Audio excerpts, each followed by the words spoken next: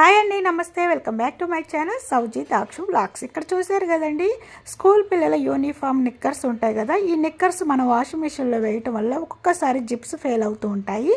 లేకుంటే జిప్పుకి ఈ విధంగా మనం పట్టుకొని లాగుతాం కదా, అది ఊడిపోతూ ఉంటుందన్నమాట. సో మనం పైకి లాగాలి అంటే చాలా ఇబ్బంది పడాల్సి ఉంటుందండి.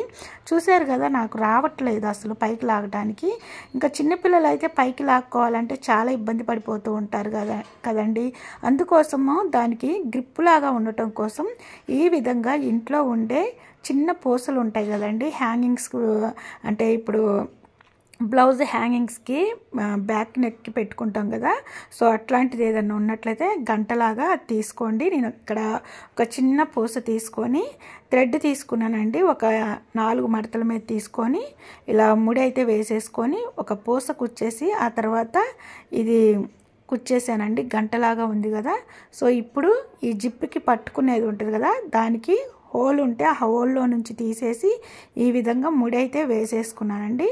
చూశారు కదా. సో చాలా సింపుల్గా టైట్గా ముడి వేసుకున్నట్లయితే అస్సలు ఊడిపోదు అనమాట.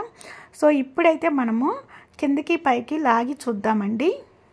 చూశారు కదండి, ఈ విధంగా మనం ఇది పట్టుకొని కిందకి పైకి ఈజీగా లాగటానికి బాగుంటుంది. చాలా సింపుల్గా వస్తుంది కదండి, తేలిగ్గా ఉంటుంది చిన్నపిల్లలకు కూడా. సో మా బాబు అయితే రోజు చెప్తున్నాడు, మమ్మీ ఇది జిప్పు రావట్లేదు అని. నేను ఫెయిల్ అయిందేమో అనుకున్నాను, ఫెయిల్ అవ్వలేదండి.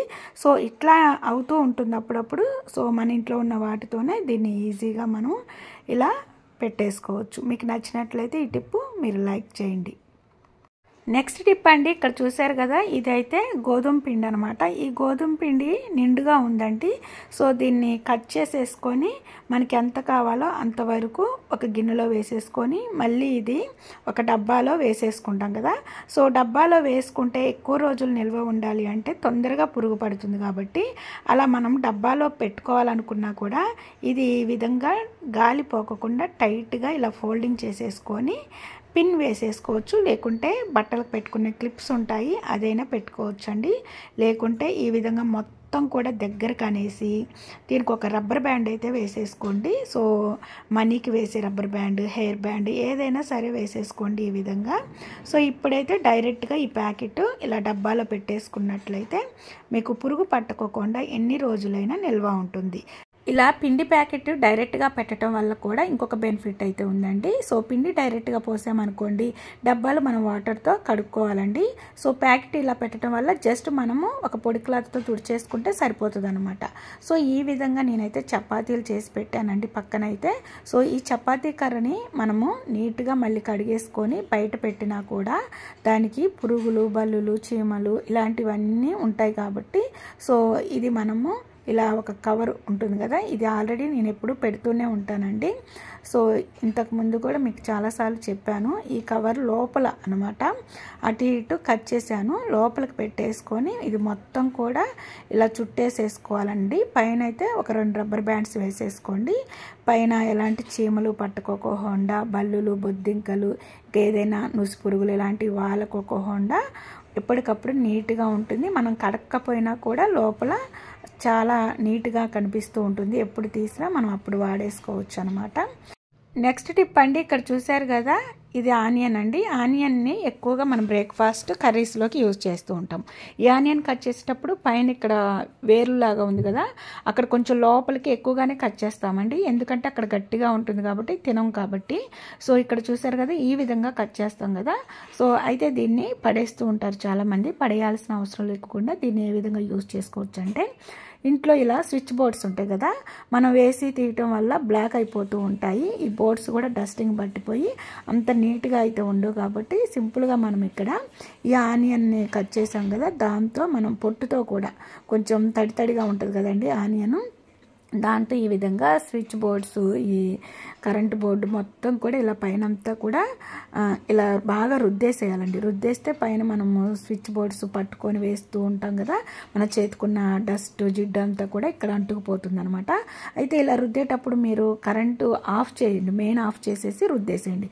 చాలామంది ఏంటంటే వాటర్ లిక్విడ్స్ ఏమైనా ఉన్నట్లయితే ఆ లిక్విడ్స్తో బ్రష్ వేసి రుద్దుతూ ఉంటారు.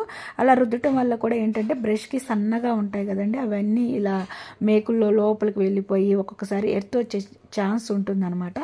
సో అలాంటి పనులు అయితే అస్సలు చేయకండి. వాటర్ లిక్విడ్స్, వాటర్ పెట్టడం, తడి క్లాస్ పెట్టడం ఇలాంటివి అస్సలు చేయకండి. జస్ట్ ఈ విధంగా మెయిన్ ఆఫ్ చేసేసి స్విచ్ బోర్డ్స్ ఆఫ్ చేయటం, ఆన్ చేయటం ఇలా చేసేసి మీరు ఏదైనా క్లీన్ చేసేసుకోవచ్చు అనమాట.